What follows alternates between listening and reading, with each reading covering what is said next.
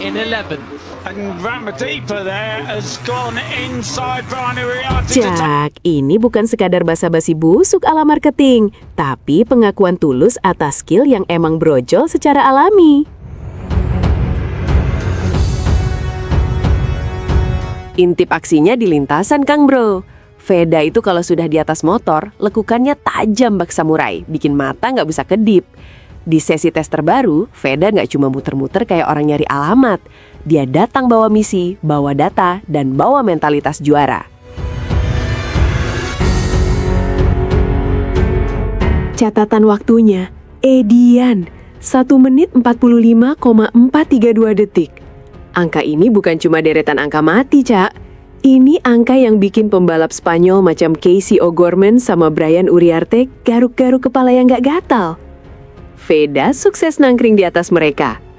Padahal kita tahu sendiri, pembalap Spanyol itu sudah ditempa di kawah Chandra di muka Eropa sejak bayi. Tapi Veda datang dari Indonesia langsung bikin peta kekuatan calon rookie Moto3 2026 berantakan-berantakan, Cak. Bodinya pas ngerem, positioningnya pas masuk tikungan, asli, seksi dan kekar banget gaya balapnya. Tim teknis Honda nggak cuma melongo lihat satu lap tercepat itu. Mereka gali lebih dalam, mereka lihat grafiknya. Dan hasilnya, jan jos gando sestenan.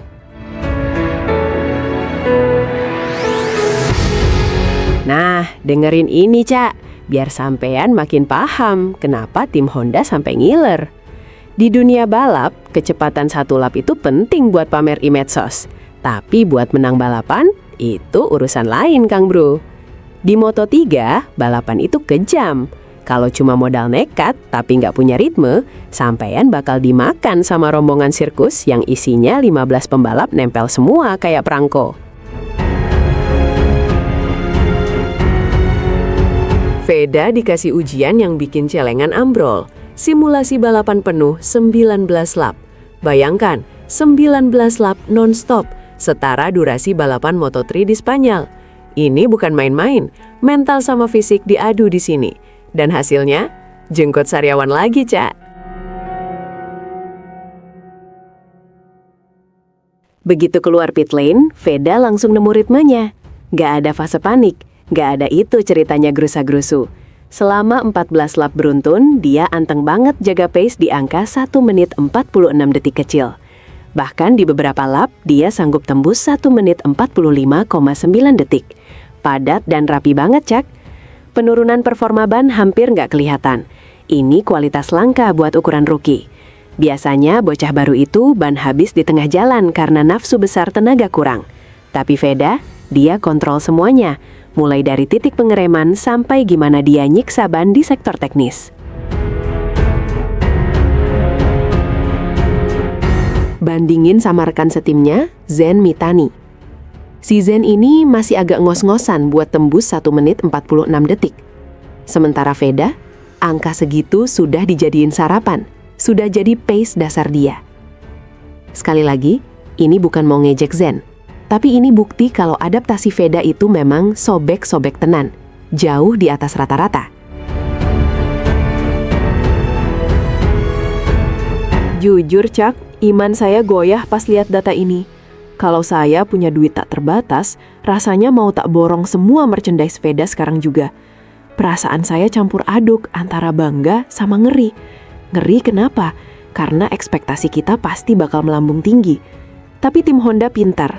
Mereka kasih target yang realistis, tapi tetap ambisius buat musim debut nanti. Finish 10 besar secara konsisten.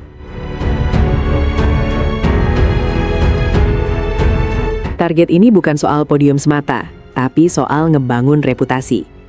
Di MotoGP, reputasi sebagai pembalap yang disiplin dan bisa diandalkan itu harganya jauh lebih mahal daripada sekali menang terus besoknya ngelosor, jatuh. Veda ini nunjukin kedewasaan yang gak main-main. Dia belajar dari kekalahan di ajang junior, dia serap semua tekanan, dan sekarang dia tumpahkan semua di lintasan.